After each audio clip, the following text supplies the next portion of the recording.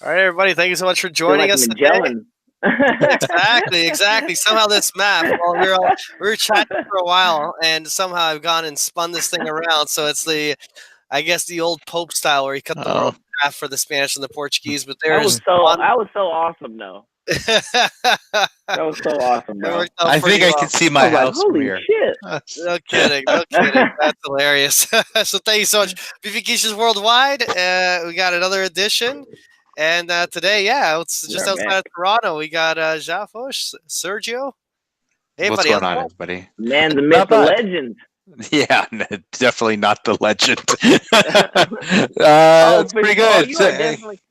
you are definitely a legend amongst us Benfica fans. Don't be so humble. All right, this is your Uh, show. This is Thank you. your It's show. it's the You Canadian should. me. We don't usually accept props or anything. We just kind of bow our heads down and keep working.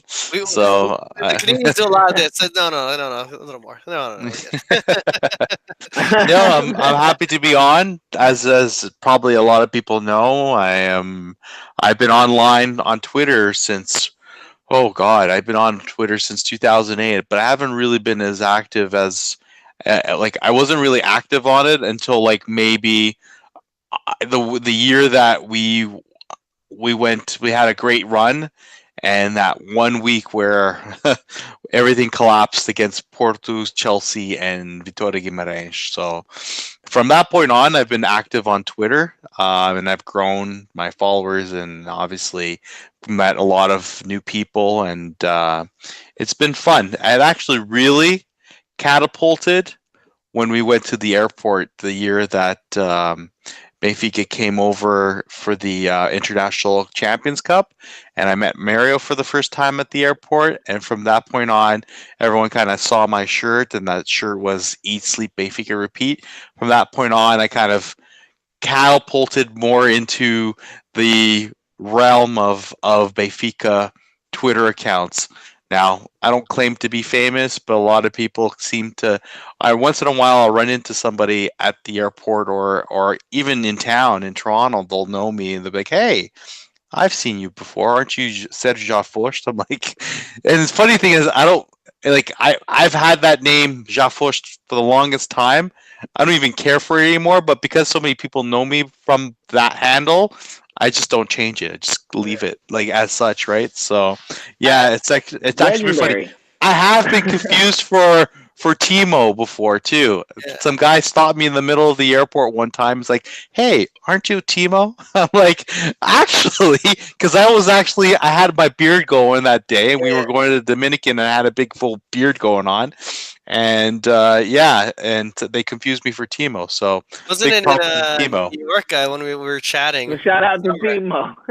You know, in New York, I ran into Benfica podcast Dave De Oliveira. Randomly, I think I was leaving my hotel and I was going down to Times Square and I ran into him there. He recognized me, I recognized him. We're like, oh shit, get out of here. So, yeah, it's weird. It's such a small world at the end of the day. Like you end up realizing that like it's a small fraternity and it's a small clique, but whenever you run into to these people, like it's almost like a long lost family member, and you're finally seeing them in front of you for the first time, right? So it's actually pretty neat. So yeah, no, Twitter's really opened up the world. That's an amazing way to explain it. That's an amazing You way to know, I explain it. mean, Twitter's really opened up the world outside of what we normally know of in terms of Benfica fans. Like for myself, my exposure to Benfica fans have been up until now, up until social media, until 2013, was limited to the bars, right here in Toronto. So growing up in Toronto, you know, I'm very fortunate, and I know Mario can attest to this because he also lived in Toronto for a good bit. We're very fortunate because we have a huge Portuguese community, like you do in San Jose, but it's concentrated. It's all, and I used to live in the Portuguese area on Dundas Street West. My mom still lives there, But it's very concentrated with a bunch of bars, and you go into a bar, pick the bar that you choose, and there'll be a soccer game on. You watch the soccer game with other people, rival fans, but you'd watch it. So that was my basis of the Benfica fan base. But the Benfica fan base that I knew growing up was an old fan base. Yeah. There weren't a lot of teenagers Mhm. watching Benfica, right? It was all old people. So I wouldn't say it was depressing, but it was like, well, I kind of felt like it was in my age group. I was always at a bar with all these old people smoking, and then there's a 16-year-old watching the soccer game. It was just kind of felt weird, right? But it wasn't until I really kind of broke out of that, and I started, I was online and I started seeing all these other like-minded Benfiquistas, and started seeing Benfica for what it is, not just old fogies watching them, but a huge fraternity. And then I started finding out, wow, there's a lot more like-minded young people like me in Toronto, and now I'm friends with them. So it's a small world, but it's crazy what the online world does to expand that world, or what it's done to expand that world for me. So No, I know the Let, feeling. let me ask you this. I'm sorry. Yeah. I had a question because you said something that I wanted to touch on really quick. You said the older Benfica fan, right? That's what you thought, right? So Benfica to me also too, because my young memories was always my grandfather, my titi, my uncles. You know what I mean? It was always those guys, and they were always much older, right? Any Portuguese man is way older than you all the time. It's just how it is. yeah, But do you think that that's why?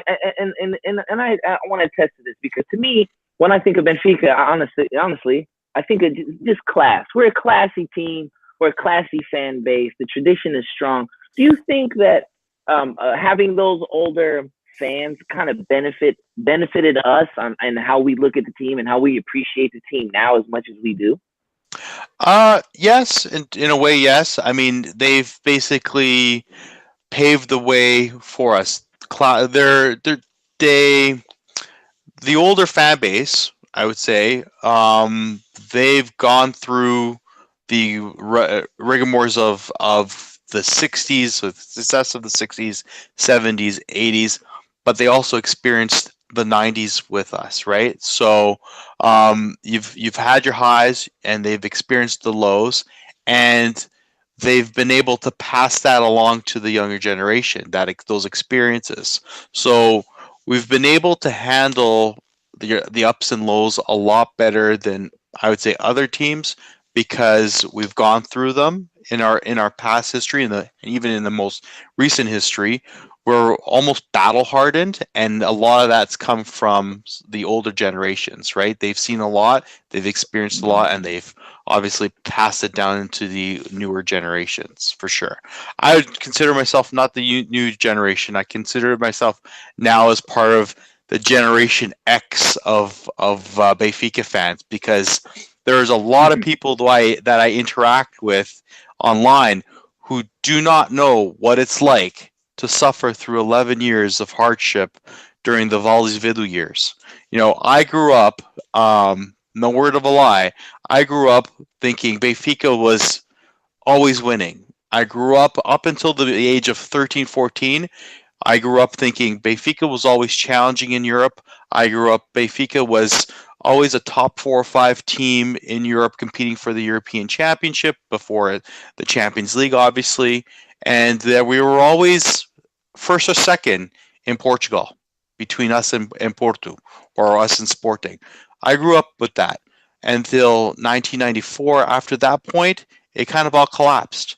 So, and I lived through that through my teenage years, and those were hard years. Growing up, you start questioning yourself, and you start, and I'll be honest with a lot of people. During those years, it was hard as a Benfica fan. You start looking the other way. You start looking at other leagues, like myself. You start looking at other sports. You still have an interest in Benfica, but trust me, when your team is 15 points out of it, are you cheering them on as hard as you Something to would fill the have been? void. Right? So you start looking at other things. You almost start cheating on your team by watching other sports or watching other leagues. I never cheered on Sporting or Porto, and I never would. but it's almost like it's a little bit of discontent and it sets in, and you start looking at other stuff to fill the void, right? So there was long years. So going back to my main point, I consider myself Generation X because I've experienced those emotions of highs and lows, right? The highs of the 80s and the lows of the 90s, and now back to the highs. Whereas a lot of young people that I talk to online, they only know about the Benfica of the 2000s onwards, right? And it's all been Like, upward. Yeah. and it's all been upward. Yeah. So, I mean, yeah, that's the most I mean, remember. I'm one of those guys, to be honest. I'll be frank. That's because that's what I can remember most. That's what I remember, the early 2000s and on. You know what I mean? Starting with the Chelsea, the Chelsea heartbreak and all that. Like those are what's more vivid in my mind, just because, yeah. like you said, I was that younger generation. So that is But true. I'll be honest with you. As vivid as those moments are, to me, you know what other vivid moments are? Uh, Porto beating us at the Antes with Volleys Vidu in the crowd, and there was a goal that was disallowed that was just criminal against Kondorov. Losing 3-0, Manuel José at Rio Ave, and basically he was turfed after that game, right? What other moments? I mean, the teams that we had in 2000 with Sabri. I mean, we beat Sporting, but that was a shit team. I remember Jose Mourinho, right? He didn't have the best teams, but he ended up winning 3-0 against Sporting. So as much as the recent memories are as vivid, I've also have some memories from the past, some dark memories that will live with me. So that's kind of helped me balance expectations with this team. It's not always all about ups. There's a lot of balance in my perspective, and a lot of that's been because I've grown up through two different eras of success and depression. Right? Yeah, no, and I really do relate with you in that case. 'Cause I'm the resident bald guy on the pod, the older guy on here, and it's funny when I think back to those days before there was an online presence. You go to the cafes, they go to the bars, and I remember being there. It's similar like you, Sergio, where you'd have all the, I don't want to say village. You'd have my pie, my dad, and all the other older men, all filling the room full of smoke. And I look around, it'd be maybe me and a couple other kids, right? And And all you'd hear were all these, they weren't winning. You weren't talking about them winning championships. All you'd be talking about is the glory days and the stories of what they used to be doing in the 80s. And Benfica, they're always running for the Champions League. And one of these days they're going to get back winning for the Champions League. But it was kind of like almost this disillusion a bit. yeah, And I remember thinking when I'd be in those cafes, I'm like the last of the Mohicans. Because I'm like, this is a dying breed. You guys are going to get older. And there's going to be me, Manuel, and Manuel left. yeah. It was pretty depressing. Those years were pretty depressing when you're not winning and you're not winning. So the reason why I feel that the reason why Porto has caught up to us, not only in terms of titles, but in terms of a fan base, was because of those 11 years. Because the younger generation grew up liking a winner in Porto. Porto was winning all those, right? Yeah, liking them. So they caught up with us in terms of fan base, in terms of obviously titles, but that was partly our doing because we weren't successful, right, during those 11 years. So we have part to blame to that. And like you said, it felt like I was one of a rare breed of young people cheering on Benfica because we weren't doing ourselves a favor by not winning. Like, we just weren't winning, right? So naturally, people growing up will turn their attention to who was winning at the time.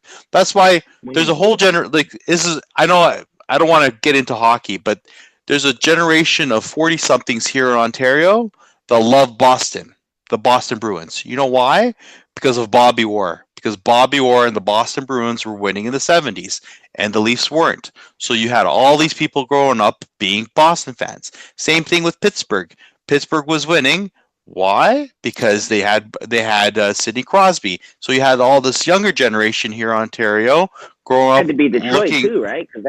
And Detroit, yeah. So you have all these other people. No one was cheering on the Leafs, or the younger generation wasn't necessarily being a Leaf fan or growing up as a Leaf fan because there was nothing to cheer for because the team was shit. So you grew up cheering on who was successful. So during those 11 years, I feel that a lot of people started cheering on, a lot of the younger generation started cheering on other teams like Porto because they were winning, right? And they wanted to be part of a team that was succeeding at the time. It was the cool thing to be. So yeah, it was a little depressing growing up at that time, but luckily we turned it around. I do credit a lot of that to um, Luis Felipe Vieira because he did bring back some sort of business regimen and normacy. You know, some of his tactics in the last little bit has been questionable for sure, but I do, I do give a lot of success at hit. I do say that he's the reason why we've kind of come back from the doldrums. He has kind of led us out of that. So yeah, let's see where the next 15 years takes us. He's created it a brand almost. You know what I mean? Yeah, Because Vieira is not a soccer guy. He's not a football guy. We all know that. yeah. But he's built his brand, the Seychelles, and that's He's what I a, want he, to ask next. He said, Porto Cara. Oh, go ahead. Yeah, go ahead. no, he's a successful businessman, right? Some people question that, but I do believe that he's a successful businessman. He's a businessman first. He's a sportsman second. Soccer is not his, obviously, and we can tell it's not his forte in terms of scouting and everyday running of a soccer club. He's a businessman, so he turned the club around. I'm thankful for that, for sure, and so I look forward to seeing what he's got in store for us for the next couple of years. Um, yeah, with the young kids. Let me ask you this, Sergio. Let Hmm. me ask you this in regards to Benfica, and you said Porto caught up with us in regards to fan base and championships and things of that nature. And Vieira has created this business, these players. He's not the best talent scout, but what he's created in Seychelles and the amount of talent coming out of Benfica. I mean, somebody's doing a good job. But well, my question is to you as a Benfica fan: do you think Benfica can be a team that retains and keeps these players? Where you see, like, I'm not saying we're Barcelona, but you see a team like Barcelona of old who grew together, who they kept their core. Do you Yeah. think Benfica can get back to that? Do you think Vieira can be that team that can make Benfica that team, or we keep João Felix? We're not selling him to Juventus. We don't need the money. Ruben Yeah. Diaz. Yes and I no. mean, just for an example. Yes and no. I mean, players go, but Yeah, I mean, I'm gonna say yes and no. I think you're gonna maintain. I think the strategy is correct in terms of promoting youth and rotating that. I think you got to maintain a core of players for a good 3 4 years. Gone are the days that a player will stay with Benfica for at least 12, 13, 14 years like the 80s. It's not that age anymore. We live in a post-Bosman world where players are moving freely and money's the main driver of that. The amount of money that's in football today versus what it was 20, 30 years ago is night and day. So there's always going to be a price tag on somebody, and there's always going to be somebody being able to willing to write that check to buy that player. So I feel that um, let's give it a couple more years. Let's see how our finances are, and really truly, and then I'll really truly believe whether or not we can maintain a team of players, a core for 5 6 7 years. But right now, I feel like we're still in a position where we're going to retain a young player for 2 3 years and then sell them off. I don't feel that we're going to keep a player for 6 7 years like we used to back in the yeah, 80s, right? A cool story actually that came up recently on one of the other podcasts was that um, the guy that Shalana, Fernand Shalan, the one that they celebrated recently because of he turned 60. He was yeah, sold birthday, yeah. to Brodeur, and the money that they got from that transfer from the French team went towards constructing the third level of the stadium, right? And that was considered a major deal. And those deals were rare at the time, but it was a major deal. Nowadays, It happens more often than not. You're not gonna get, like, he begrudgingly left Benfica. He wanted to stay. Nowadays, these players, I feel like it's not that they don't want to stay. The reality is they're there for 2-3 years and then they move on. Right? I think the temptation, it's really they're making, let's say, $3 million. They get, and that's a really big contract at Benfica. And then next thing you know, a year or two later goes by, and someone goes to them, "Hey, we're going to up it to 20 million." Yeah. And that is. And we have a salary structure at Benfica, right? We can't be just willy nilly like other teams have. Just say, okay, we're going to pay you. We're going to up your contract to 5 million. There's obviously a salary structure. Max is that they're willing to pay right now is 3 million to some of the most senior players on the team, like a Jonas. I don't know who else is getting that, but Ferreira was getting that as well. Ferreira was making that. Ferreira was making that. Now so there's obviously a structure, and they don't want to break that. So if a player really wants to make more money, they're going to just end up being sold, because I'm pretty sure Benfica does not want to break that structure.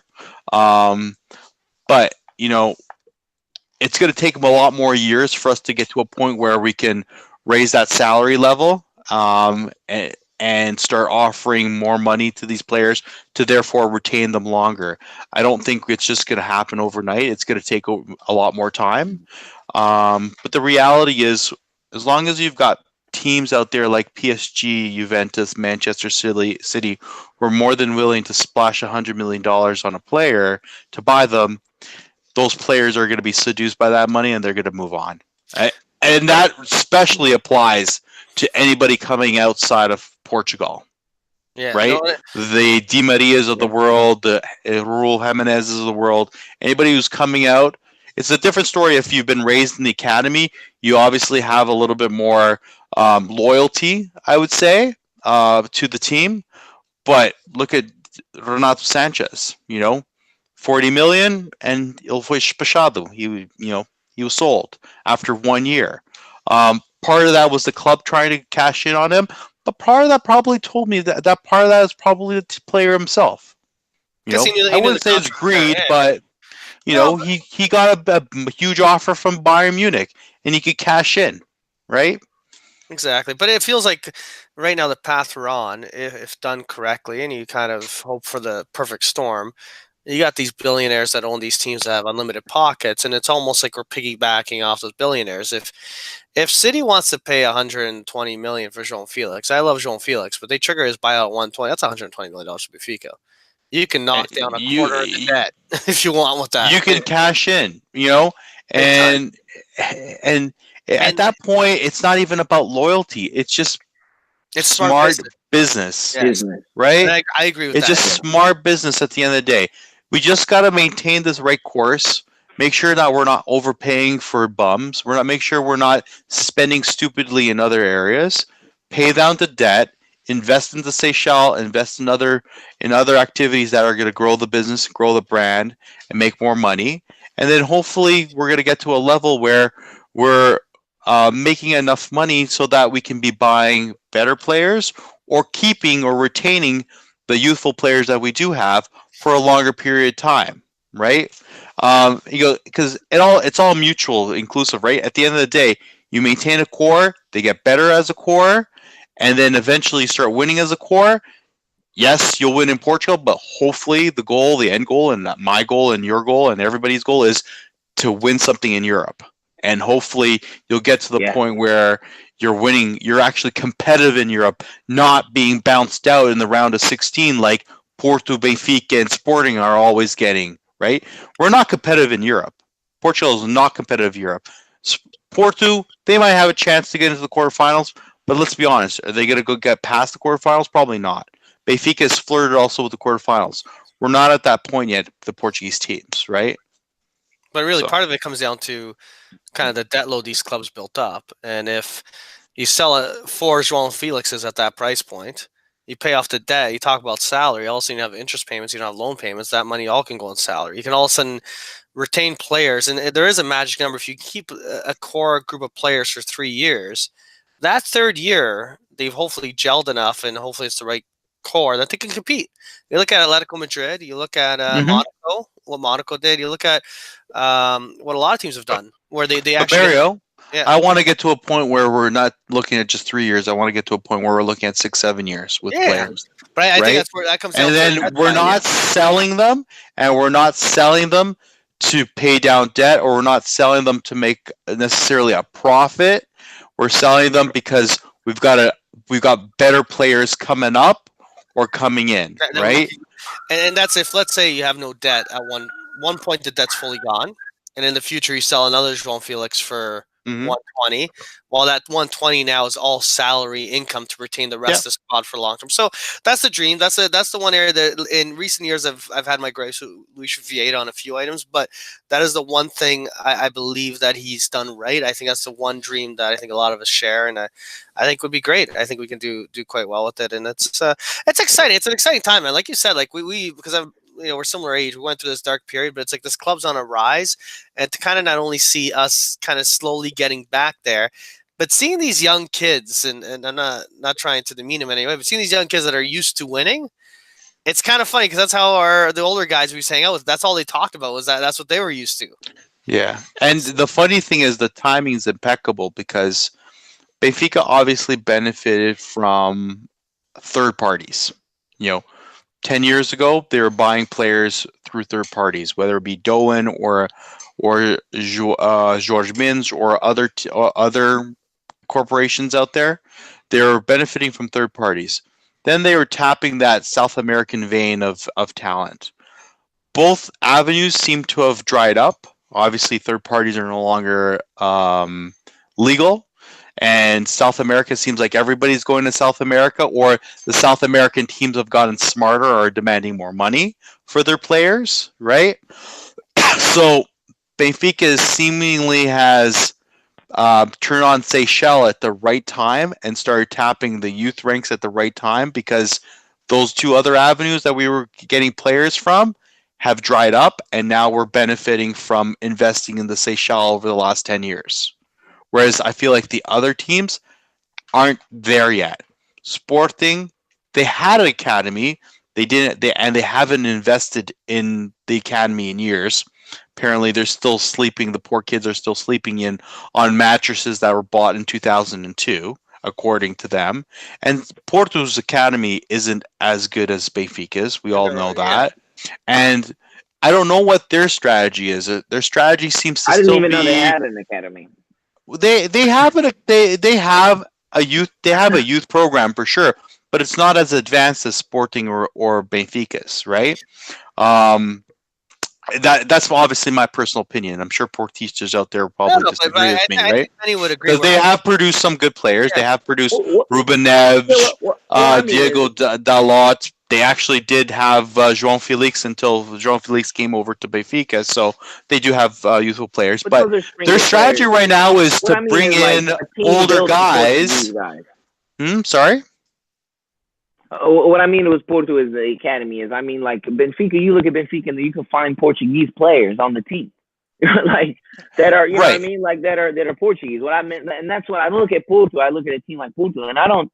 Porto's strategy right now is random though. I agree with you. So Benfica obviously is following a strategy of tapping their youth ranks and pulling up players from their youth ranks to fill voids. They're obviously still going out there and trying to find steals out there, whether it's Seferovic, like Jonas. They're trying to look for those. But Porto's in a weird spot where they're investing in older players, paying them high salaries, like Pep, right? Like Casillas, like Maxi Pereira. They've and who are they promoting up from the youth ranks? I don't see many players they're promoting from the youth ranks, and they're still tapping that South American vein, right? They got Militão from São Paulo, right? They're all over the place right now. I think we're on the right track when it comes to building our team for the future for years, because I think we've got a consistent talent base that's coming up from the Seychelles. We still have other players like Thiago Dunst that's supposed to be coming up. We've got Imbolo that's supposed to be coming up. I mean, technically Zach Gomes is Yeah, supposed to be he's still still a very is still a talented guy. youthful Yeah, guy. yeah, So we still have a lot of players out there that could possibly fill in years to come. And there's guys who we don't even know about right yeah. now. So But we seem I to be in a Yeah. good spot in Yeah. that yeah, respect, for sure. I really think you summarized it quite well, and I fully agree with you there. Where it's kind of this perfect storm where for a long time with the third party structure, Porto dominated. They really did perfect that quite well. They did a good job at it, and then and they're the ones that are dominating the league. And Luis Vieira did recognize that. And he kind of just basically stole their playbook and said, Mirrored you know it. what, Yeah. let's try to copy Porto, and you know what, Porto did it better than us. I will admit it. And eventually we nicked the title here and there, but it was still Porto's game that they owned in terms of that third party system because they had the Hmm. contacts. And Sporting always focused on the youth academy, but they weren't able to convert that to success or titles. They did good with the talent they developed, but they couldn't get beyond it.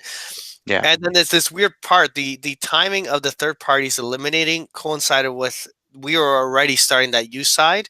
Yeah. And Porto's kept it up because it has been successful, but they're kind of trying to keep up an old system that is dying out because the transfer market's getting more and more expensive. Like you mentioned, other teams Right. are onto the Latin American teams. They themselves are aware of it. And $20 million now for a player is sometimes a really cheap, like low quality player. Yeah. And Portuguese teams cannot compete in that level, right? So they're kind of now floundering a bit, and I unless they change something, I think they're going to keep slowly getting weaker, which is good for us.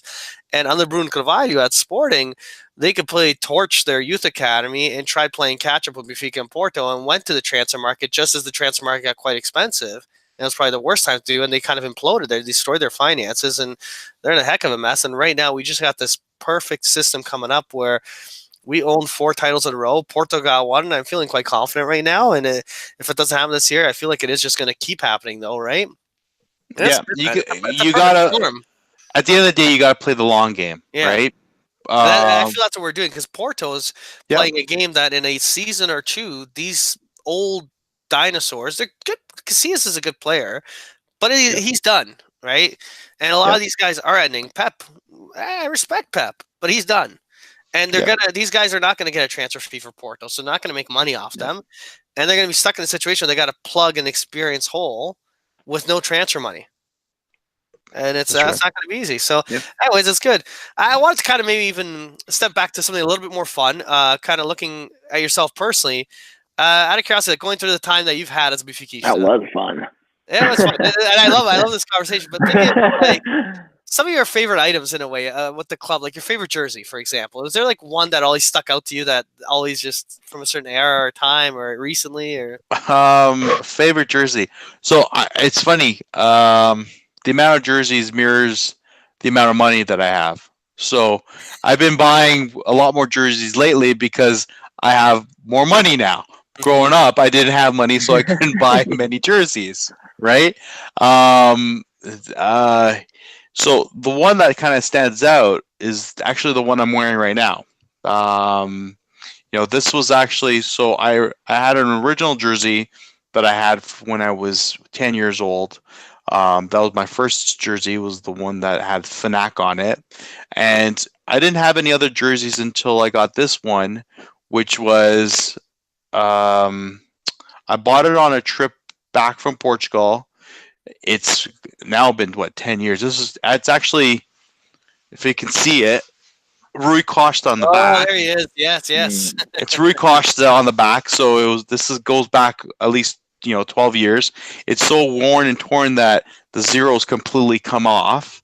And this jersey kind of kick started all the other jerseys that I've started buying ever since. So this was my first real jersey that I bought for myself with my own money, and from that point on, I've been buying shirts, every year. Actually, twice now, I've bought the away and home for the same year, the last 2 seasons. But the one that I'm wearing right now is probably my favorite jersey. Very good, very cool. And then leading on that side, player-wise, is there a player that you just connect more that represents Benfica that you saw in your lifetime so far? João Vieira Pinto, for sure. That's without a doubt. Now, actually, sorry, I totally forgot. In between the first one I got and this one, I did receive a João Pinto jersey in the first year that Benfica signed with Adidas. It was during the Vales Vidal years. And unfortunately, I didn't get to use it much because after that, he ended up moving on to Sporting. But yeah, my favorite player growing up was João Vieira Pinto. He really was the only player that you could really cheer on during the 90s because he was the one that stayed. He was consistent. He was the best player that we had on that squad, apart from Michel Prudhomme, right? So one of the biggest moments in my life was meeting João Pinto at the Estádio Luz back in 1994, and at that time, he had been anointed as Menino de Ouro because he had come off scoring the 3 goals against Sporting in that game against Sporting, the 6-3 game at the Alvalade. So that happened in May. We won the title a couple weeks later. He was anointed, and then I went to Portugal in August, and we were outside waiting for who was it that they were signing? I forget who they were. They were signing somebody, and we were waiting for all these players to come out, and we were waiting patiently for João Pinto to come out. He never came out. I met Helder. I met Paulo Bento. I met who was the other guys? Paul Madeira, a bunch of other guys. João Pinto never came out, and we just waited, and all of a sudden, someone blurted out João Pinto. I ran there. My dad's taping this the whole time. I posted it online, and I finally got to meet him. I shook his hand. That was like freaking awesome. As a kid, I was like, "Wow, this is my idol in front of me," and I'm shaking this guy's hand. So that was a cool moment. But definitely, João Pinto was my favorite Benfica player growing up. Yeah, and I'm a big believer that big Benfiquistas make little Benfiquistas, and I think of my kids, and you obviously think of Stella, but you mentioned your dad. So how much of influence was he on you with the club? Like he was obviously a big influence on me. He tried to always. He was a stern guy. He always wanted me. Like he would take me to the games to watch them, whether it was live they were here or on at the club to watch it or at the bar. He didn't like me going to the games by myself because I was a young guy, so you'd always come with me, right? So because he didn't feel it was appropriate for a 13 or 14-year-old to go to a bar by himself, so he'd always come with me to go watch the games. So he was obviously a big influence on me. I went to my first game because of him. He took me to watch Benfica AC Milan here in Toronto back in 1991. We had just the year previous we had lost the European Championship against them in Vienna. We lost 1-0. So this was kind of like built as the rematch. It was really cool because you had Italian fans around, you had Portuguese fans, all intermingling, 20,000 people at Varsity Stadium, and we got to see full squads for both Benfica and AC Milan play. They had their Dutch trio, AC Milan, and Benfica had Sven Goran Eriksson was our coach. Cesar Brito, Rui Aguas was playing. I remember all those guys, so it was pretty surreal that first game. And so yeah, back to my dad. He obviously was an influence on me. We used to listen to the games on the radio. Then finally, when we got Parabolica satellite dish, we used to watch the games together, but before then we obviously used to go to the bars and watch it, whether I sneak out and then he joined me, but we used to go watch it together. It's awesome. It's good. It's good. How about now? Who's your player now? You got a guy on the team that does it for you now, and who is that? See, it's funny because growing up, it's easier to like someone like João Pinto because we were going back to that discussion. João Pinto wasn't around for 1 or 2 years. He was around for almost 10 years. It was a staple. Forever. He was a staple at Benfica. So it's easier to like that one guy that whole time because he was around forever. Nowadays, players come and go all the time, so it's really hard to latch on to somebody. But if there is one guy right now that I do appreciate, he may be on the tail end of his career, It was Jonas Pistolis, right? Like it's amazing where this guy comes from nowhere. Up until coming to Benfica, he was lambasted. People didn't like him. And back in Brazil, people did not have respect for Jonas. They thought he was a flop. There was actually one game back in Brazil where he played for Grêmio at the time. I forget if it was in a domestic league game or if it was an international game or their South American Libertadores matches, where he failed two clear goals, and from that point on, he had been labeled as like a flop. So that kind of moniker followed him all the way to Benfica until he came to Benfica, and obviously in the last 4 years, he's just grown into this legend, right? So for me, right now, Jonas has been my favorite player just because of the consistency and his playmaking ability at his age. It's been just amazing to see it post 30, and he's doing what he's doing. That's awesome. Yeah, no, it's very true. I remember when Jonas first signed for us. We were getting this drunk out of Valencia. I think he was playing at the time or something. And Mm-hmm. but Benfica Yeah, has he had a bad rap, bad attitude. we've had some bad luck, like the Tarabats of the world and things of the sort. But it's funny the amount of good luck this club has had with. I don't want to call them rejects because it sounds mean, but it's a bit true. Where like Salviola, right? A Real Yeah. Madrid reject, and he was a great player for us. Or we've had a few other guys that kind of came along to Benfica all of a sudden. That just yeah, it's been good. It's been fantastic, but it is getting tougher. Like Louis Zell retiring recently, right? It's to find a club man, a guy that's going to dedicate his life. It's a cyclical thing in my mind, right? Like I said, money is a big influencer on a lot of players, right? It's also the team itself and where they are in terms of their finances and their position and whether or not they're competitive, right? Do I look at Ruben Diaz as being a player who could potentially be a Luzon and be here forever? Yeah, he's got the potential, but let's be realistic. When somebody comes a knocking and is offering 60, 70, 80 million euros for his pass, is Benfica not going to take a look at it and think, I think we might sell him? Or will the player say, you know what, this is a pretty good opportunity to go play for a Juventus or go play for whoever? It's getting a lot more difficult nowadays to keep these players and retain them like we've done with players like Luzão and what we used to do in the past in the 80s. Just because the money is so much and so influential on a player, like let's keep in mind what people don't realize, these people are human. Like these players are human beings. This is their profession. It's like somebody coming to you and saying, you know what, stay at your old job, keep making less money, and be loyal, right? Even though this other place might got be better better benefits. and offering you more money, somebody coming to you, but you know what? They gave you your first job. They gave you your first opportunity. Stay here and be loyal and make less money. You might be successful eventually, and we'll love you for it. But stay here. Let's be honest. 9 out of 10 times, people are going to say, "Go fuck yourself. I'm going to the other place making more money," because you're going to look out for yourself. Yeah. What isn't that the same with football players? We get so emotionally attached to soccer players. It's ridiculous. I look at them as, yes, they're players, they're soccer players, and they're playing for our favorite club.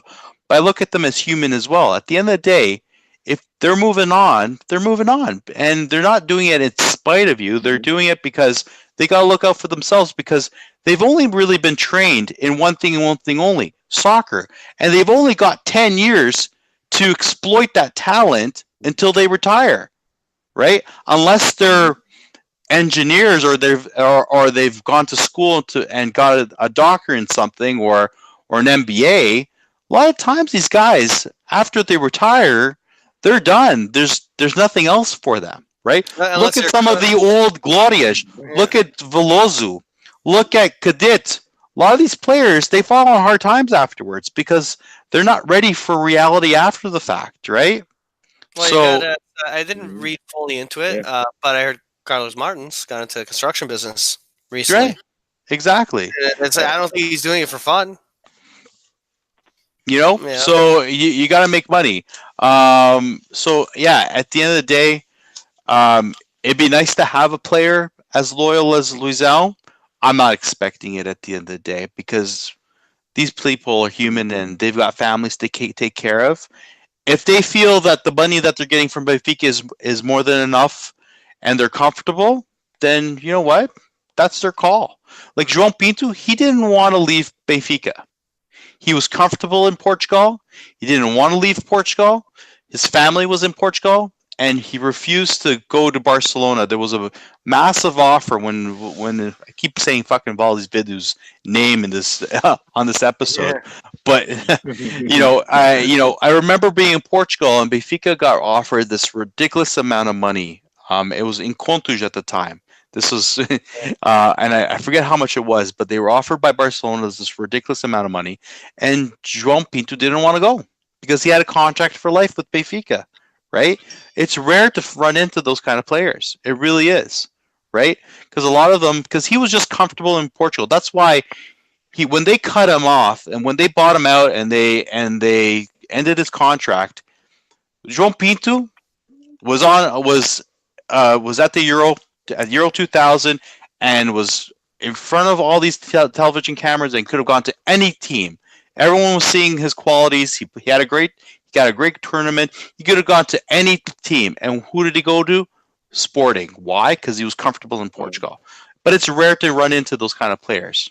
Right? Yeah, it really is. I feel nowadays if we're going to see any more legacy players, it's a guy that maybe went under the radar that is now a little bit older and a little less attractive to, let's say, the money clubs. So maybe a guy I'll pick on. With all due respect, I think he's a great player, but Pizzi, I think Pizzi's at a stage in his career that I don't think Barcelona's coming to knock anytime soon.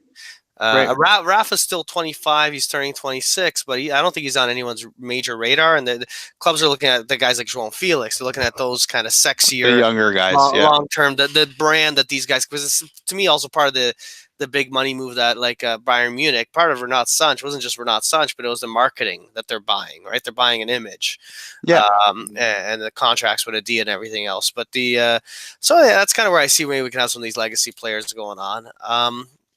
And was there anything else, if someone was to ask about Sergio, you'd want them to know about you and yourself, your family, anything of the sort?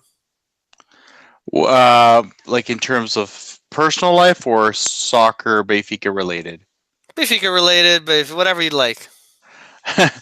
I don't know. Well, I don't know if a lot of people know this, but I can't believe I'm saying his name all this time. João Valdez. I interviewed him. Oh, really? I interviewed him way back when. So, long story short, I used to have a website back in the 90s.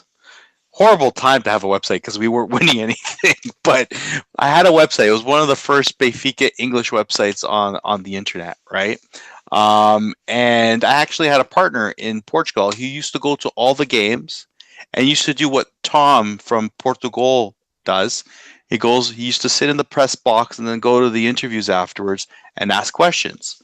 So he actually, he got to ask questions on our behalf, on my behalf and his behalf, obviously, to Brian Dean, Scott Minto, João Pinto. So he actually engaged some of the players and, their responses were posted on the website. But the really cool thing was we were able to submit all these questions from around the world. So we sent it out to everybody who listened who read the stuff on my website and told them, okay, send in your questions to my email address. This is before Twitter and social media. Everything was done via email.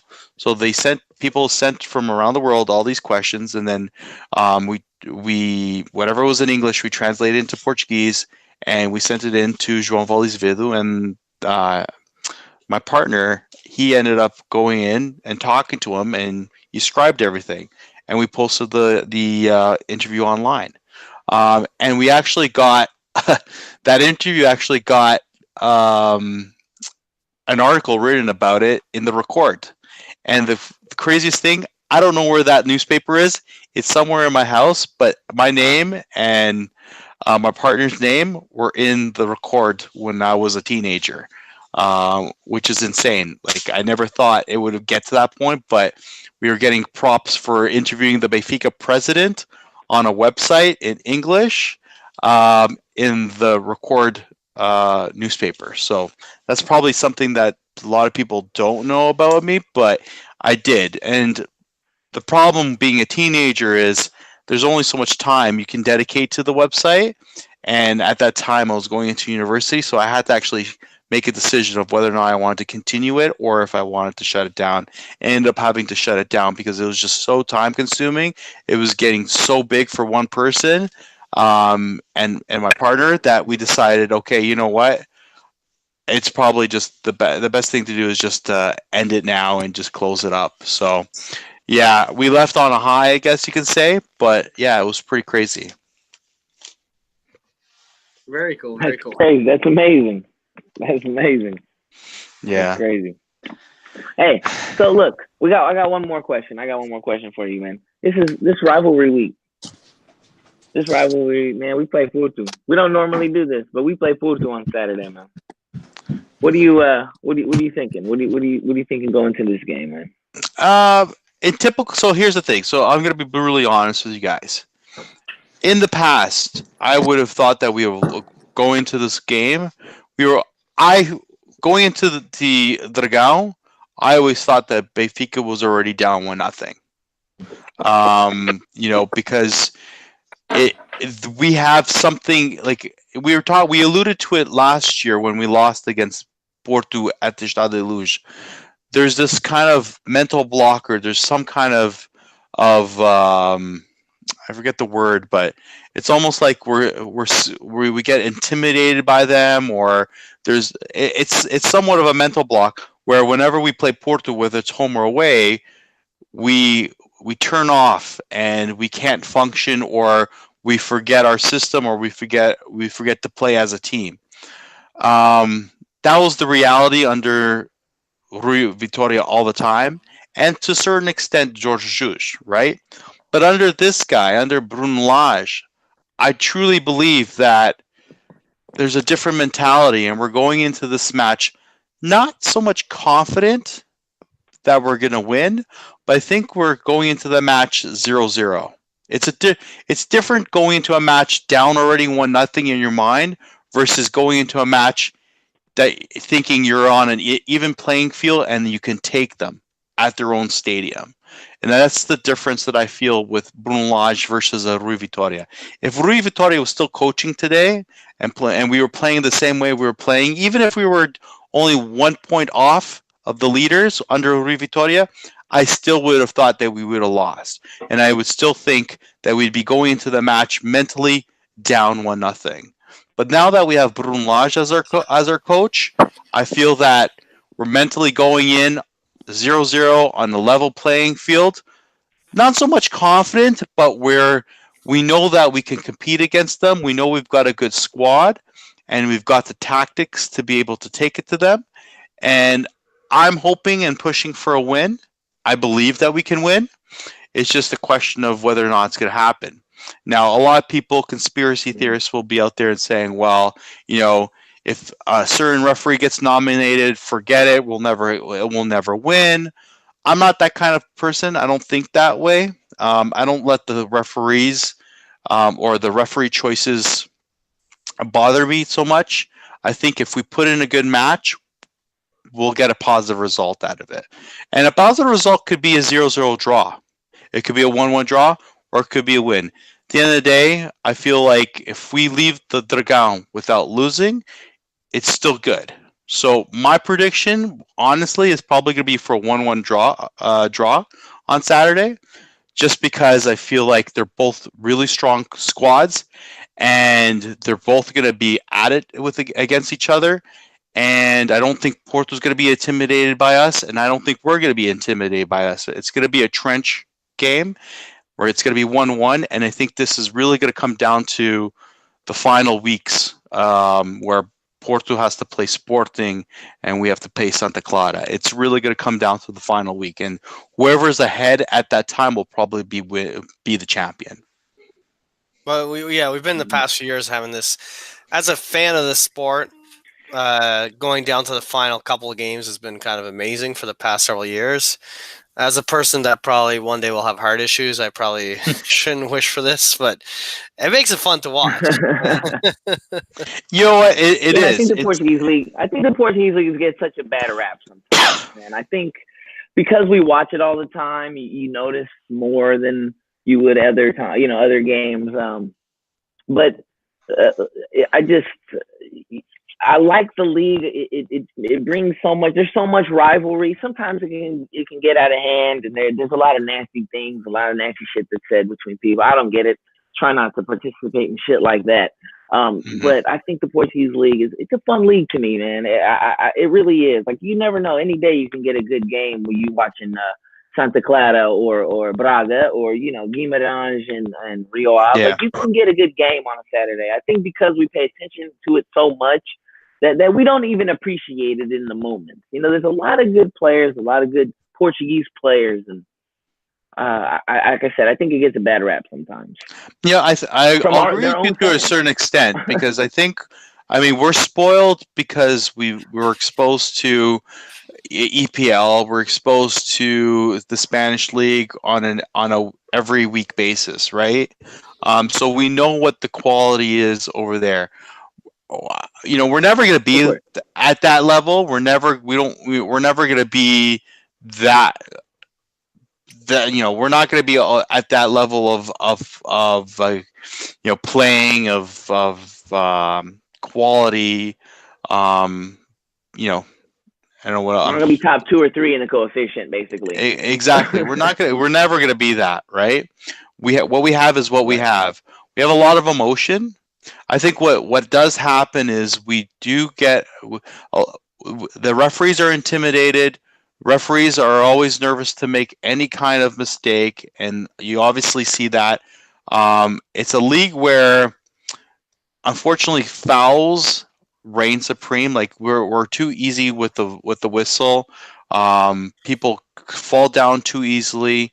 That's the one thing I don't like about the league that we have. And part of it is what I just said before. Referees are afraid to make a mistake, so they don't want to allow play to go on. They always blow it dead and award the free kick. That's the one thing about our league that I absolutely despise.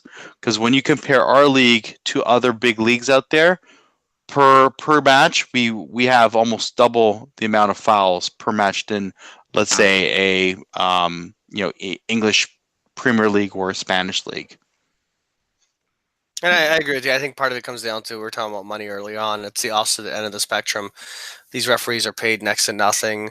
They got a lot of death threats that go their way. They have a lot of fear. They got a lot of pressure. They know that they sneeze the wrong way or they look the wrong way at a player and they catch it on camera. It's going to be a controversy. And the media is looking for that controversy. And if they don't find it, they'll make it up. Yeah. And that's a culture it's in, unfortunately. But it's still fun. And the neat thing about I find nowadays, maybe it's just me. I don't know if it's an age thing, but I feel like these marquee matches, the Clásicos, the derbies, these key games. I see now with Twitter and things of sort. I see Benfica versus Porto is on the schedule of the major outlets, which is interesting. And I do hope that it's a good showcase. I hope it's a clean game. I hope it's a good win. I hope it is a win for us. But overall, a good representation of the sport, and hopefully it's nicely done because I think it's one of those rare opportunities to show what we do in Portugal, to show the passion, and it does have a bit of a cachet in terms of an exciting game, just because the fans do bring the passion. The Portistas, the Benfiquistas, they know it's I don't want to call it a blood sport, but they know it's like a do or die kind of situation a lot of times for these games. This could make or break the league for either team, right? Yeah. So it's nice. It's nice that it gets that recognition. I just hope we have a clean match because it'd be good for our reputation. I honestly think the reason why we don't see many Portuguese refs in the Champions League, Europa League, the European competitions, or FIFA World Cup tournaments, they're kind of really snubbed compared to where our country ranks in the sport. I feel we get snubbed a lot on the referee side. And it's because when you watch these events, there usually tends to be a lot of controversy. So it is what it is. But yeah, hopefully it's good. It's good. It's a great story. I mean, I'll echo that. The only thing that I will say is, in previous years, with the Clasico, it is rarely like, especially at the Dragão, it has rarely been a classical to remember for us. So I hope now that we have a different coach and we have a different outlook, different tactics, that it's a different result. And I hope that we play in a positive way versus a shell of a team, because the last bunch of classicals that we've played at the Dragão, we've been a shell of a team. We've almost been, we haven't been tactically sound. We've always been struggling in the midfield. We've let Porto take the game to us. Rarely has there been a game where we take it to them. And so I'm really hoping that now with Bruno Lage, that turns around. Again, like I said, I'm pulling for the win. Realistically, looking at both teams, I see it's going to be a tie, just because it's going to be a really difficult game where I don't think either team is going to give an inch on Saturday. So I'll put you down for 10-0. I wish. Can you imagine? There's people walking around. If that were to happen, like, there's people walking around in Portugal with 5-0 on their jerseys, on their Porto jerseys, in reference to the time when we lost against them back in 2010 or 2011, with George Jesus and Vilas Boas as their coaches. So hey, if that happens, if we do win 10-0, I'm pretty sure there's going to be a bunch of Benfica fans going out and putting 10-0 on the back of their jerseys. Yeah, exactly. No, thank you so much for tuning on, buddy. I really appreciate it. I hope you'll get a kick out of it. The thing I like about the Benfiquistas Worldwide that we've been doing, it's more storytelling, right? It's sometimes we spend less time reflecting on the current team, but I think it's intentional. It's more just sharing different people's perspectives, and I think I relate more with Sergio personally, just because of the area we are in Canada, and kind of having that similar type of individuals, the bars, the scene of that upbringing. And I do love it. It's funny, as you were talking, just it's more of my personal stories are kicking into my head. But I also love hearing the stories of everyone else that we get on here, and just how they kind of fell in love with the club and how they go through their routines, and then hopefully have a great weekend this weekend. That's my hope. I mean, the one thing I will say, it was good. It was good growing up in Toronto as a Benfica fan, and the reason I say that is because I wasn't exposed to some of the vitriol and the hatred that goes on in Portugal amongst rival fans. Here, I would say that we're a little bit more laid back and civilized amongst us. Like, I grew up, you guys got to understand, I grew up with Portistas and Sportinguistas, mostly Portistas because of the area that we're in. It's mostly Açorians and Benfica fans, but then when you go up to an area north of that called St. Clair, it's more Continentais and a lot more Portistas. And I went to school in that area, and with people from that area. So I had a lot more Portistas. And trust me, in the 90s, they were always ribbing me and digging into me. So, but it wasn't vitriol. It wasn't nasty, right? It was playful.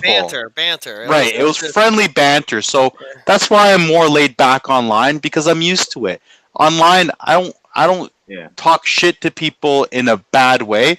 We'll banter once in a while, but I'm not nasty to people. Whereas I find some of the comments that are made online by some people originate from people from Portugal, but they're just nasty because either they grew up that way or they have this image they want to portray, but it's just fucking nasty. And I think to myself, do I want to be that type of person online? Because one day someone's going to run into me in the street and smash me against the head with a beer bottle for something that I said. Or do I want to just be part of the solution and not keep the hatred going that currently is happening in our sport, in our country, right? So I grew up with a lot of other people from other fans from other clubs, I should say, and that's why you will see me a little bit more laid back online and in person, because it's a game at the end of the day. I don't give a shit. It's not life or death for me. At the end of the day, like I said, it's just a game. And yes, we're cheering on these teams like it is life and death, but I know how to remove myself from the emotion of it. And if we lose, we lose. Okay. And we'll get back at it the next day. Right. You know what? That is the best way to end it off Well on. said. It's leaving on a high note, leaving on be a better person in life, and I think online it kind of feeds to negativity. A lot of times it's very easy to get sucked into that because things get read out of context, and sometimes friendly banter gets taken the wrong way. But always, take the positive out of it, and enjoy it. Exactly. Yeah, it's Exactly. fun. It's supposed to be fun. All right, man. Thank you so much for joining us. You have yourself a great day, a great week, and whenever you're listening to this, we always do appreciate it. And if you have any questions, reach out to us online. And thank you. Thank you. Thanks for having me, guys. I Thanks, everybody. appreciate it. All right. Peace. All right. Take care.